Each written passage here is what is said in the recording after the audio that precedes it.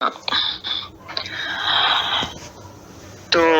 मन में स्फुरित होने पर महापुरुष के उस वाक्य के प्रति इच्छा जागृत हो जाएगी, और यदि मन में कोई बात है तो उसे पाने की इच्छा अवश्य होगी। यही मनु का इक्ष्वाकु से कहना है। लालसा होगी कि वो नियत कर्म करे जो अविनाशी है, जो कर्म बंधन से मोक्ष दिलाता है।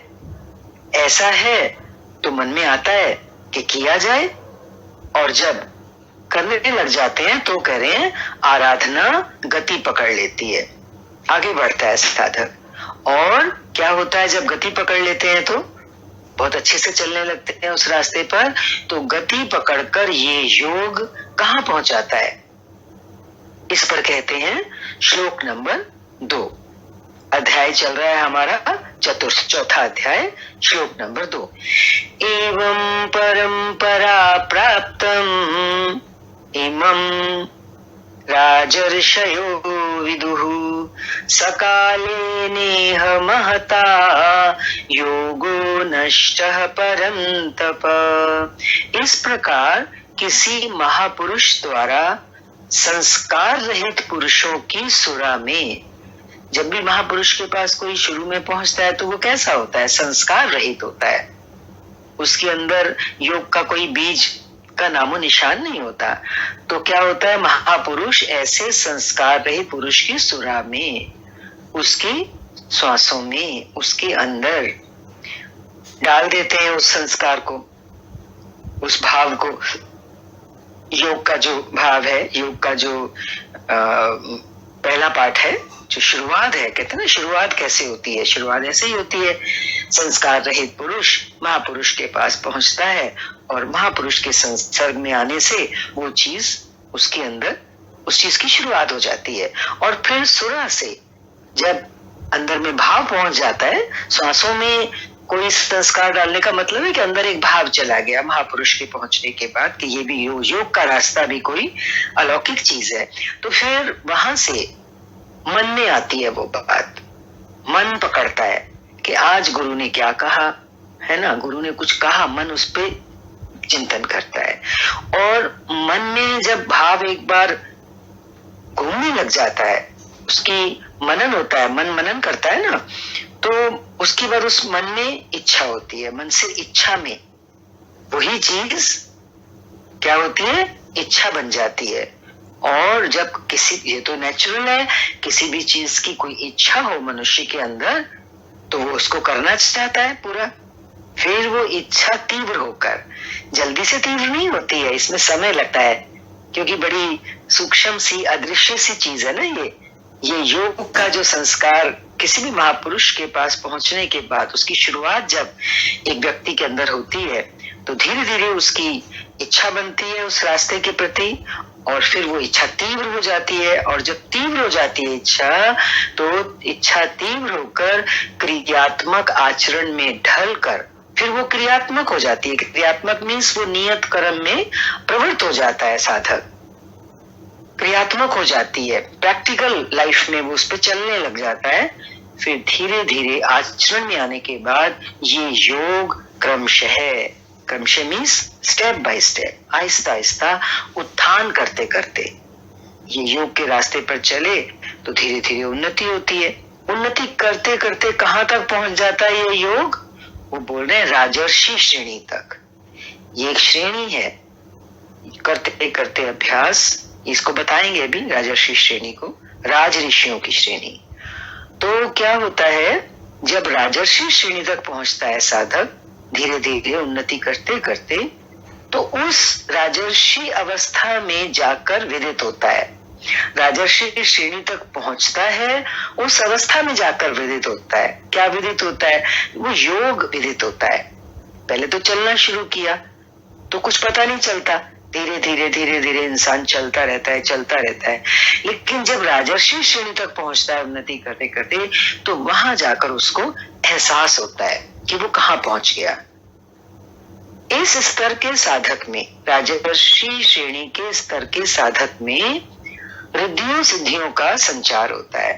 देखो, उस राजर्षि श्रेणी में विदित क्यों होता है, क्योंकि उस स्तर पर जाके साधक को कुछ अलौकिक अनुभूतियां होने लग जाती हैं, तो छोटी छोटी हो जाए, बहुत बड़ी की बात नहीं है। तो रिद्धियों सिद्धियों का संचार होने लगा। बड़ी रिद्धि सिद्धि की हम बात नहीं कर रहे हैं कि कोई बहुत मिरेकल कर देता है, वो ऐसा नहीं है। उसको अपने अंदर कुछ परिवर्तन फील होता है जो सूक्ष्म है, जिसको शब्दों में नहीं कह सकते। और हर साधक के जीवन में वो अलग होता है, किसी का किसी से मेल नहीं खाता, सबका अनुभव अलग होता है। ये योग इस महत्वपूर्ण काल में, ये योग का जो रास्ता है, जो महापुरुष के पास जाकर शुरू होता है, आरंभ होता है, तो वो कह रहे हैं कि इस महत्वपूर्ण काल में, कौन से महत्वपूर्ण काल में, राजर्षि श्रेणी तक जब वो पहुंच जाता है इस काल में, तो वो कह रहे हैं ये योग इस काल में इसी शरीर में प्राय नष्ट हो जाता है। इंसान की शरीर छूट गया, तो वो कह रहे हैं कि वो शरीर के साथ ही इसी लोक में खत्म हो जाता है। तो फिर क्या किया जाए, ऐसे तो खत्म ही होता रहेगा, है? तो आगे क्वेश्चन है, इस सीमा रेखा को कैसे पार किया जाए? तो कहने का क्या तात्पर्य है कि राजर्षि श्रेणी का जो स्तर है, वो एक ऐसी पॉइंट पर पहुंच जाता है साधक, जहां पहुंचने के बाद उसको उस सीमा रेखा को लांघने की बहुत जरूरत होती है, ताकि वो जन्म मरण के चक्कर से छूट सके और उसकी जो अमानत है, जो धन है आध्यात्मिक, वो उसके साथ जाए जब वो शरीर छोड़े। क्योंकि राजर्षि श्रेणी तक तो उन्होंने बोल दिया कि वो प्राय यही नष्ट हो जाता है। तो वो पूछ रहे हैं, आगे क्वेश्चन है, क्या इस विशेष स्थल पर पहुंचकर सभी नष्ट हो जाते हैं? क्या सभी नष्ट हो जाते हैं इस स्थल पर पहुंच के? तो इस पर श्री कृष्ण जी कहते हैं नहीं, सब नष्ट नहीं होते। अब देखो, इसकी भी दो कैटेगरी बना रहे हैं वो। ऊपर तो बोला कि प्राय इस सीमा रेखा को पार, यहां तक, इस सीमा तक पहुंचने के बाद ये खत्म हो जाता है, जो प्राप्ति होती है, राजर्षि श्रेणी तक जो कुछ भी प्राप्त किया वो प्राय समाप्त हो जाता है। लेकिन भगवान जब क्वेश्चन किया कि क्या सभी नष्ट हो जाते हैं, तो भगवान कह रहे नहीं, जो मेरे आश्रित है, मेरा प्रिय भक्त है, अनन्य सखा है, वह नष्ट नहीं होता। तो क्या डिफरेंस हुआ कि जो शरणागत होकर इस रास्ते पर चलता है वो नष्ट नहीं होता, उसकी जो उपलब्धि है राजर्षि श्रेणी तक पहुंचने की, वो खत्म नहीं होगी उसके शरीर के खत्म होने के बाद। तो क्या फर्क हुआ फिर? क्या दो कैटेगरी कौन सी हुई? जो किसी गुरु का या किसी इष्ट का सहारा लिए बिना, समर्पित हुए बिना चलता है, अपनी ओन पे चलता है, उसके लिए वो इशारा है कि क्योंकि उसमें अहंकार आ जाएगा ना कि मैंने किया।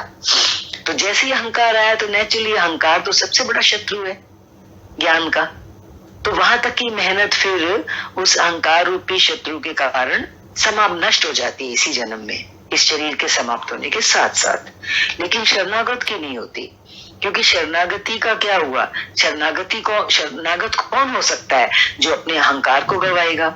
तो अहंकार को जिसने गवा दिया और फिर साधना करी, तो वो साधना उसने भगवान के बूते पे की ना, भगवान की सारी जिम्मेदारी समझ के की। तो नेचुरली जब इस जन्म में रहते हुए राजर्षि श्रेणी तक वो भगवान की जिम्मेदारी, भगवान के ऊपर सब कुछ छोड़ के आगे बढ़ा है, तो फिर तो भगवान खुद ही आगे बढ़ के, उसका शरीर अगर छूट जाता है बीच में, तो आगे की यात्रा भगवान अपने आप संभालेंगे।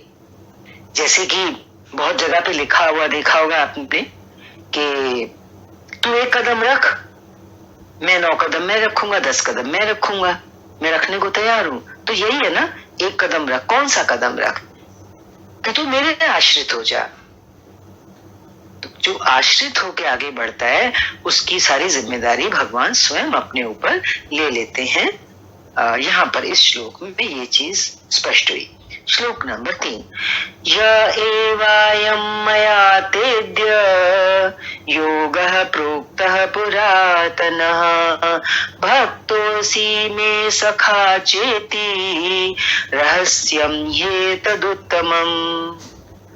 वो ही ये पुरातन योग अब मैंने तेरे लिए वर्णन किया है, क्योंकि तू मेरा भक्त और सखा है, और ये योग उत्तम रहस्यपूर्ण है।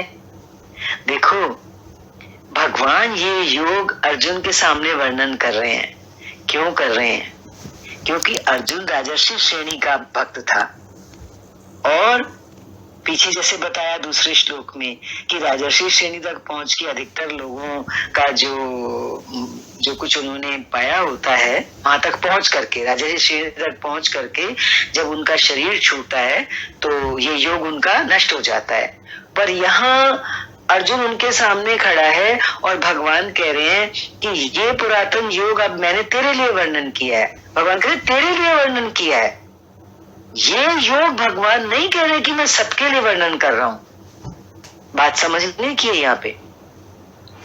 ये योग मैं तेरे लिए वर्णन किया है क्योंकि तू मेरा भक्त और सखा है। जैसे कि अभी दूसरे श्लोक की आखिरी लाइन में आई थी बात कि सब नष्ट नहीं होते, जो मेरा सखा है, जो मेरा भक्त है, मेरे आश्रित है, वो नष्ट नहीं होता। तो यहाँ पर यही बात तो वो दोबारा कह रहे हैं कि क्योंकि तू मेरा भक्त है, मेरा सखा है और ये योग उत्तम रहस्यपूर्ण है, तो मैं ये पुरातन योग जो प्राचीन है, अविनाशी योग है, वो तेरे लिए वर्णन किया है मैंने। अर्जुन क्योंकि क्षत्रिय श्रेणी का साधक था, राजर्षि की अवस्था वाला था, जहां रिद्धियों सिद्धियों के थपेड़े में साधक नष्ट हो जाता है। इस काल में भी योग कल्याण की मुद्रा में ही है।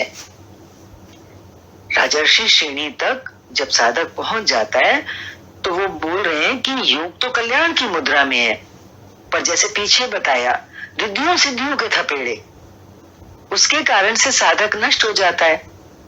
क्योंकि साधक यहाँ पहुंच करके जब रिद्धियां सिद्धियां सामने आती हैं तो लड़खड़ा जाता है साधक, वो उसी में गुम हो जाता है। कुछ भी हल्का फुल्का उसे महसूस होने लगता है, वो उसका रूप हो जाता है।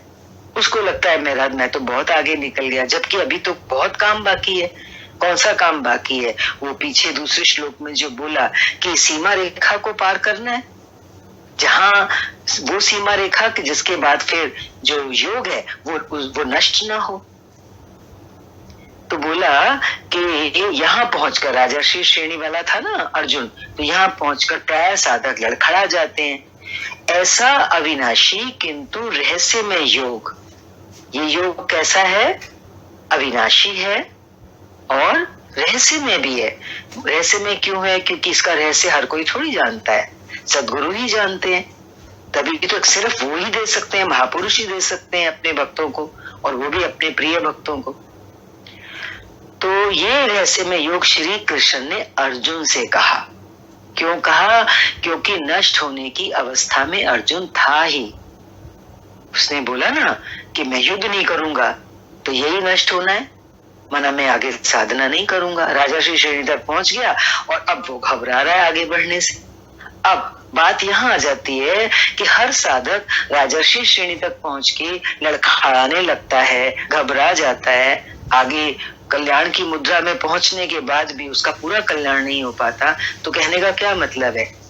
यही तो हमें गुरु की ज्यादा जरूरत है। लेकिन वो कह रहे हैं कि अर्जुन ये योग मैं तेरे लिए वर्णन किया है। क्यों किया है? क्योंकि तू मेरा अनन्य सखा है। आगे भी आ रहा है, बोला कि क्योंकि नष्ट होने की अवस्था में तो अर्जुन था ही, तो अर्जुन से भगवान ने ये पुरातन योग क्यों कहा? क्यों कहा? क्वेश्चन मार्क है इस पे। आगे कह रहे इसलिए कहा कि तू मेरा भक्त है, अनन्य भाव से मेरे आश्रित है, मेरा प्रिय है और तू मेरा सखा है। तो कहने की क्या बात है भाई? अब यहाँ पर क्या कहना चाह रहे हैं भगवान कि ये जो पुरातन योग है, जो रहस्यमय योग है, भगवान तो गीता में सबको सुना रहे हैं। ऐसा थोड़ी है जो अनन्य भाव से आश्रित नहीं है वो नहीं सुन रहे इस चीज को, सुन तो सभी रहे हैं। लेकिन ये रहस्यमय योग ऐसा है कि ये काम ही उसके ऊपर करेगा जो भगवान के प्रति आश्रित होगा, शुद्ध हृदय वाला होगा, अनन्य भाव से जुड़ा होगा। अनन्य भाव से मतलब क्या? अन्य कोई भाव ही नहीं है उसका, और पूरी तरह से वो अपने इष्ट पर या अपने सद्गुरु पर आश्रित है। ये बात आज यहाँ बहुत प्यारी सी खुल रही है कि साधक की अंतर स्थिति, भाव वाली स्थिति जो है, भाव के स्तर पर जो चलने वाला है योग मार्ग में, नियत कर्म के मार्ग में उसकी स्थिति कैसी होनी चाहिए। ये भी एक पॉइंट, बहुत रहस्यमय पॉइंट खुल रहा है यहाँ पर। वरना हम तो सोचते हैं कि हमने गीता सुन ली तो बस भगवान के आश्रित हो गए, और शब्दों में कहने से तो हम शरणागत होते नहीं है। ये तो बहुत ही अंदर की चीज है। हमारा अनन्य भाव, हमारी अंतर स्थिति, हमारी सच्चाई, हम कितने सचखंड में हैं। जिस परमात्मा की हमें चाह है वो सद्गुरु, और इसी का पर्याय लिख रहे हैं वो आगे, परमात्मा। सद्गुरु परमात्मा ही है। वो सद्गुरु यानी कि परमात्मा आत्मा से अभिन्न होकर जब निर्देशन देने लगे, जिस परमात्मा को पाने हम घर से निकले हैं, अब उस रास्ते पर आगे हम कैसे बढ़ पाएंगे? जब गुरु हमको कदम कदम पर इशारे देते हैं, निर्देशन देते हैं, अभिन्न होकर हमारी आत्मा से अभिन्न होकर निर्देशन कैसे देंगे? परमात्मा तो सभी के अंदर है ना, आत्मा रूप से। तो मेरी आत्मा, गुरु की आत्मा या परमात्मा अभिन्न कैसे होंगे? जब हमें उस परम शक्ति के जो आदेश हैं, जो धीमी सी आवाज है, जो उनके निर्देश हैं, वो हमें अंदर से सुनाई देने लगते हैं। बाहर से गुरु कब तक देगा? गुरु कब तक बैठा रहेगा? परमात्मा तो वैसे भी सामने नहीं आता, इनविजिबल है। वो आता ही सदगुरु के रूप में है, तो गुरु भी कब तक रहेगा? किसी को 5 साल मिलेगा, किसी को 10 साल मिलेगा, किसी को 20 साल मिलेगा, और तब तक काम पूरा नहीं हुआ। तो डरने की तो कोई बात नहीं है। जरूरत है एक चीज की, कि हमारा जो भाव जगत है, भीतर का भाव जगत, वो कितना शुद्ध है, हमें उसे देखना है। और कितने हम अपने इष्ट पर, अपने गुरु पर आश्रित हैं, वो हमें देखना है, उसमें सच्चाई को देखना है। और तब हमारी ऐसी तैयारी हो जाती है, कहते ना कि एक गुरु बाहर और एक गुरु हमारे भीतर भी बैठा है, वो भीतर बैठ के हमको चलाता है। तो अभिन्न होकर वो फिर हमें निर्देशन देने लगता है। और वो कह रहे हैं कि तभी जो है क्या कह रहे हैं, 1 मिनट, देने लगते हैं, और तभी वास्तविक भजन आरंभ होता है।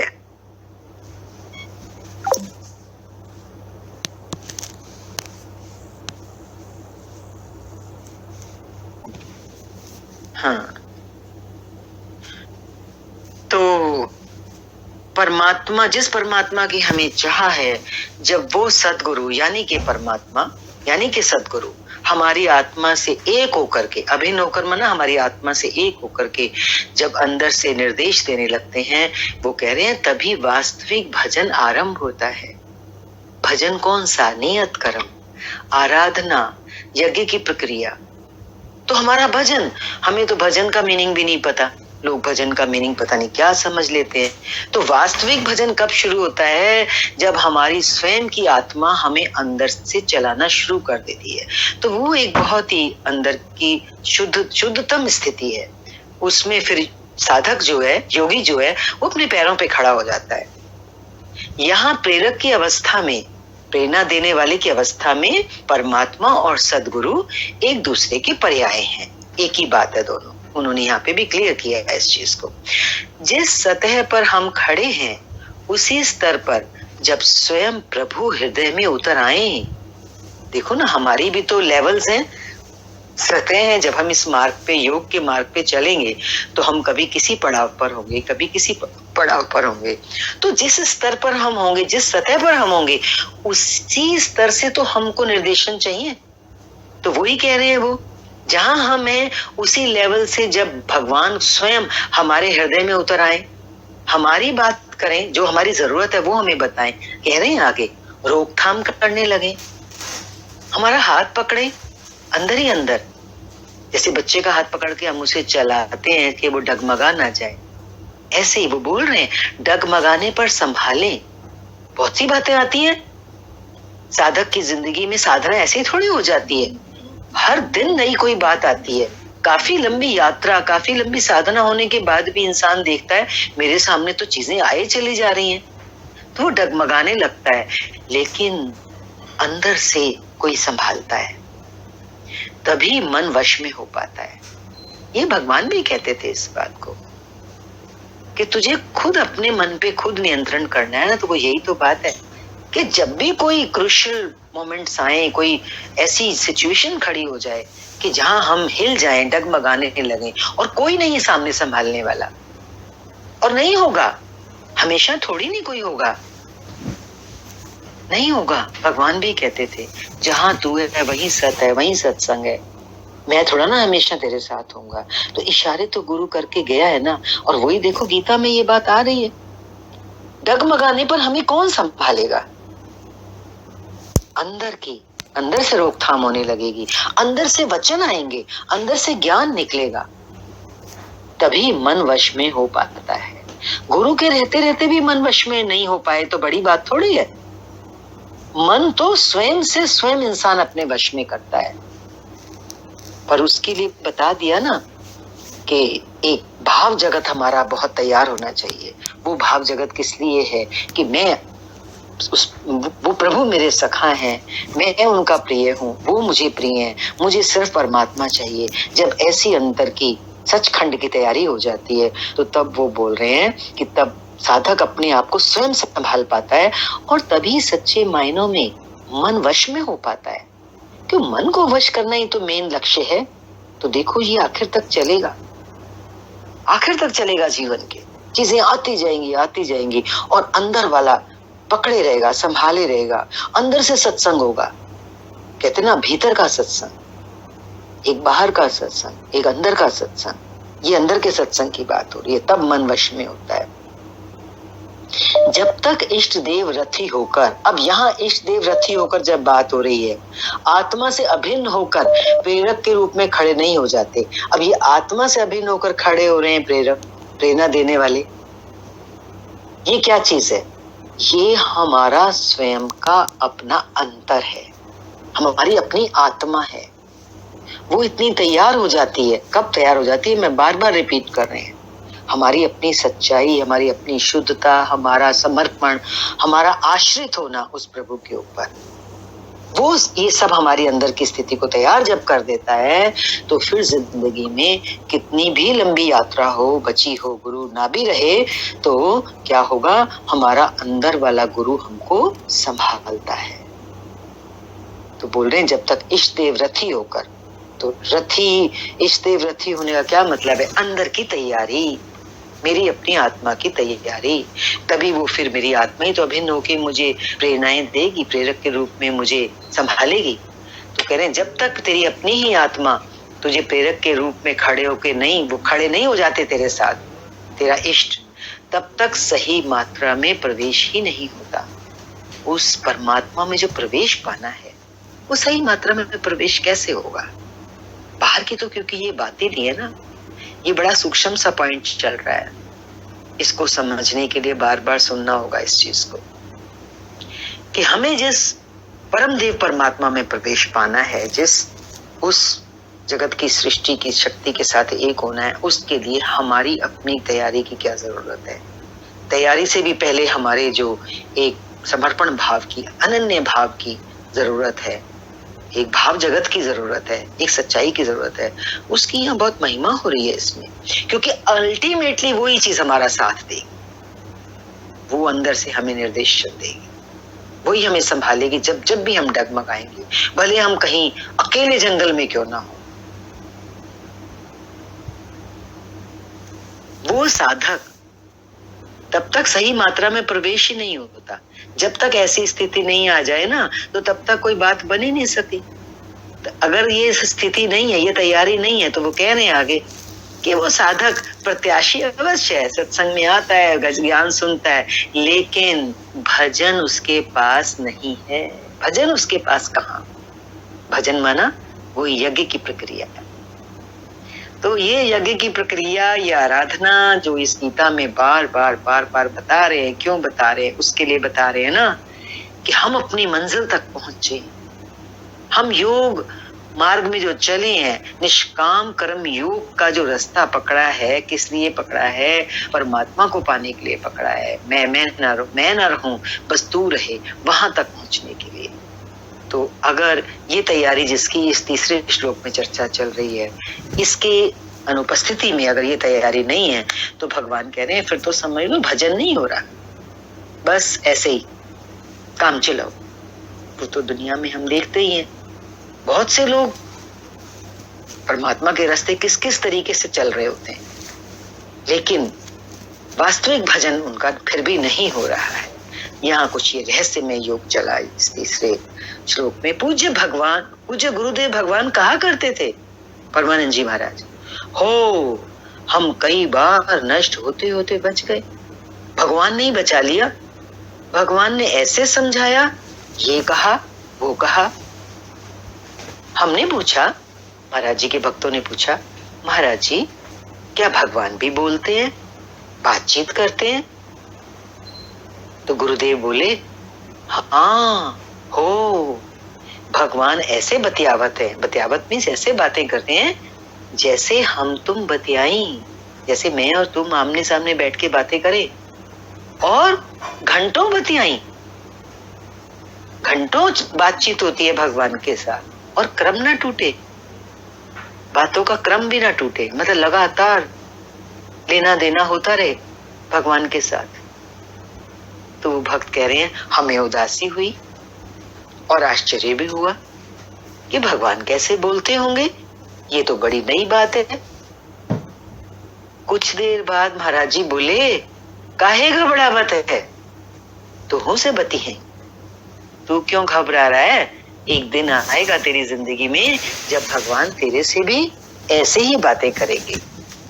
और आगे गुरुदेव लिख रहे हैं अडग्रान जी, अक्षर सह सत्य था उनका कथन।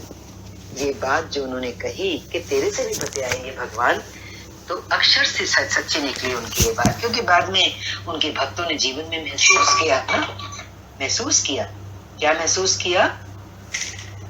जो अभी चर्चा ऊपर चली, मैं दोबारा थोड़ा सा इशारा करूंगी, जब वो अंदर प्रकट हो जाएगा भगवान, हमारी आराधना, हमारा भजन शरणागत होकर के, समर्पित होके, सच्चे भाव से, अनन्य भाव से, एक सच्चे भक्त के भाव से अगर आगे बढ़ेगा साधक, तो 100% कभी कभी पूरी पूरी रात नहीं सोने देगा भगवान तुम्हें, और तुम्हें कुछ दे के जाएगा, तुमसे बातें करेगा। बातें करेगा क्या मतलब है? तुम्हें अंदर ही अंदर किसी उलझन का समाधान, कोई तुम्हारी जिंदगी में होने वाली चीज होनी, उसके बारे में बताएगा, तुमको मिलता जाएगा, मिलता जाएगा, मिलता जाएगा। घंटों घंटों होता है ऐसा। सखा की तरह वे निराकरण करते रहे। बोला अक्षर से सत्य था उनका कथन, और यही सख्य भाव है। सख्य भाव क्या है? कहते ना कि भगवान कृष्ण और अर्जुन सखा भाव में रहते थे। तो सखा भाव कौन सा? हम तो अभी तक बाहर का सखा भाव समझते थे कि वो गौएं चराने जाते थे, इकट्ठे खेलते थे, वो उनका अर्जुन भी सखा रूप में था। बाकी उधर उनके जो वो थे, वो जो गौएं चराने जाते थे, उनके साथी भगवान के, तो वो सखा भाव में रहे मथुरा वृंदावन में। और अभी भगवान, ये अर्जुन भी भगवान को सखा भाव से ही देखता था। तो ये ना बाहर का प्रतीकात्मक रूप से बताया यहाँ पे, जो हमने सुना था अभी तक कि वो तो उनको सखा समझता था भगवान कृष्ण को, अर्जुन। लेकिन आज यहाँ ये चीज इस तीसरे श्लोक में हमें स्पष्ट हो रही है कि भक्त के लिए उसके गुरु के प्रति जो उसका सखा भाव है, वो सखा भाव कौन सा है? वो सखा भाव है जब उसका गुरु, सदगुरु या परमात्मा उसके भीतर प्रेरक होकर के जब उसको आगे चलाते हैं, उसकी किसी भी समस्या का समाधान, जैसे कोई सामने सखा बैठ के बातचीत करे, ऐसे अंदर से बातचीत करते हैं, उसको डगमगाने पर संभालते हैं। तो असली भजन, वास्तविक भजन इसको बोला है। अक्षर से सत्य था उनका कथन, और यही सख्य भाव है। माना सखा की तरह भी निराकरण करते रहे, अंदर से प्रेरणाएं आती रहे, निराकरण होता रहे, तभी इस नष्ट होने वाली स्थिति से साधक पार हो पाता है। ऐसे बात ये सही है। एक स्टेज पर जाकर के कितना भी ज्ञान सुना हो, कितना भी मनन किया हो, चिंतन किया हो, ध्यान समाधियां करी हो, एक टाइम आता है जब इंसान फिर लड़खड़ा जाता है, क्योंकि कोई सहारा आसपास तो होता नहीं है कि एक सीमा तक तो बहुत सहारे मिलते रहते हैं बाहर से, लेकिन यहाँ बहुत महत्व बताया जा रहा है इस बात का कि सख्य भाव का महत्व मीन्स अंदर से वो शक्ति जब डेवलप हो जाती है तो तब सखा की तरह हमारी अपनी आंतरिक शक्ति जब हमारी हर बात का निराकरण करती है, तभी इस नष्ट होने वाली स्थिति से, कौन सी नष्ट होने वाली स्थिति, वो राजर्षि स्थिति जो थी, जहां पहुंचकर जो अधिकतर लोगों की जो साधना होती है वो यही शरीर में समाप्त हो जाती है। लेकिन जो शरणागत होता है, जो सखा, जो अनन्य भाव से चलता है इस रास्ते पर और भजन करता है, तो वो साधक पार हो जाता है। सखा की तरह वो जब निराकरण करने लग जाए तो तभी इस नष्ट होने वाली स्थिति से साधक पार हो पाता है। बहुत सुंदर पॉइंट चला इस तीसरे श्लोक में। अभी तक योगेश्वर श्री कृष्ण ने किसी महापुरुष द्वारा योग का आरंभ, ये योग का आरंभ कैसे होता है, मतलब एक संस्कार रहित पुरुष गुरु के पास, महापुरुष के पास पहुंचता है, वहीं से योग का आरंभ होता है, और फिर उसमें आने वाले व्यवधान वो सब डिस्कस हुए पीछे, और उनसे पार पाने का रास्ता बताया अभी तक भगवान कृष्ण ने। इस पर अर्जुन ने प्रश्न किया,